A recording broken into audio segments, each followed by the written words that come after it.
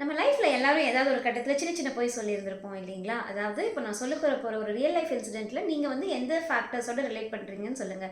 இந்த பொய் சொல்கிறத பற்றி ஏகப்பட்ட ரிசர்ச் ஆர்டிகல்ஸ்லாம் வந்திருக்கு. என்ன சொல்லியிருக்காங்க அப்படின்னா, ஏதாவது ஒரு கடுமையான ஒரு சூழலில் நமக்கு ஒரு பெயின் கொடுக்குறமான ஒரு விஷயத்துலேருந்து எஸ்கேப் ஆகிறதுக்கு தான் வந்து ஹியூமன் பிரெயின் வந்து பொய் சொல்லும் அப்படின்னு வந்து நிறைய ரிசர்ச் ஆர்டிகல்ஸ் வந்து சொல்கிறாங்க. ஒரு கொஞ்சம் மாதத்துக்கு முன்னாடி பெங்களூரில் ஒரு அம்மா வந்து என்ன பண்ணாங்கன்னா, ஒரு கேட்டட் கம்யூனிட்டியில் வந்திருக்காங்க.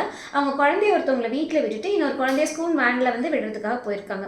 வீட்டில் வந்து பார்க்கும்போது இந்த குழந்தை வந்து காணோம். எங்கேன்னு சொல்லி தேடி பார்க்கும்போது மொட்டை மாடியில் வந்து இருந்திருக்காங்க. என்னம்மா இங்கே இருக்க அப்படின்னு கேட்கும்போது, இல்லை நீங்கள் போனதுக்கப்புறமா ஒரு ஃபுட் டெலிவரி கை வந்து டோர் பெல் அடித்தார். நான் வந்து அவர் கையை வந்து நான் கடிச்சிட்டு நான் சீக்கிரமாக தப்பிக்கிறதுக்காக மேலே ஓடி வந்துட்டேன்னு சொன்னாங்க. உடனே செக்யூரிட்டி கார்டு கிட்ட சொல்லிட்டு எல்லாத்தையும் வந்து அலர்ட் பண்ண ஆரம்பிச்சிட்டாங்க.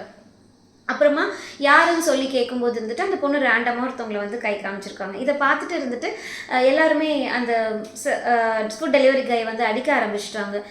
ஒரு சிலர் நடுவில் வந்து இருந்துட்டு வெயிட் பண்ணுங்கள், குழந்தை வந்து பயத்தில் கூட வந்து மாற்றி சொல்லியிருந்திருக்கலாம், நம்ம வந்து சிசிடிவி ஃபுட்டேஜ் பார்க்கலாம் அப்படின்னு சொன்னாங்க. சிசிடிவி ஃபுட்டேஜ் பார்க்கும்போது தான் தெரிய வந்தது அந்த குழந்தை வந்து பொய் சொல்லியிருக்காங்க அப்படின்னு. இது வந்து எல்லாருமே இந்த பேரண்ட்ஸை வந்து ப்ளேம் பண்ணாங்க, அந்த குழந்தைய வந்து ப்ளேம் பண்ணாங்க. இதில் நான் உங்ககிட்ட கேட்க வேண்டிய ஒரு கொஸ்டின் வந்து என்ன அப்படின்னா, எல்லாத்துக்குமே தெரியும் நம்ம வந்து ரொம்ப அத்தாரிட்டேட்டிவான ஒரு பேரண்ட்டாக இருந்தாங்கன்னா நமக்கு வந்து குழந்தை வந்து பொய் சொல்லணும் அப்படின்றது.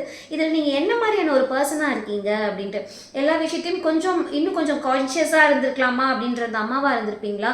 இல்லாட்டி சந்தர்ப்பத்துக்கு நம்ம அதிகமாக பொய் சொல்கிற பர்சனாக நீங்கள் இருந்திருக்கீங்களா? இல்லாட்டி ஹெல்ப் பண்ண நெய்பராக இருந்திருக்கீங்களா? என்ன எதுனே தெரியாமல் பிரச்சனையா வாங்கடா உடனே அடிதடிக்கு போகலான்ற அந்த மற்ற பீப்புள் மாதிரி இருந்திருக்கீங்களா? இல்லாட்டி உண்மை என்னென்னு தீவிரமாக ஆராய்ஞ்சு பார்க்கலாம் அப்படின்னு சொல்லி அது சிசிடிவி ஃபுட்டேஜ் வந்து என்னென்னு எடுத்து பார்க்கலான்னு சொன்ன அந்த பர்சனாக இருந்திருக்கீங்களா? உங்களுக்குள்ள எந்த குவாலிட்டி அதிகமாக இருக்குன்றத கமெண்ட் செக்ஷனில் சொல்லுங்கள்.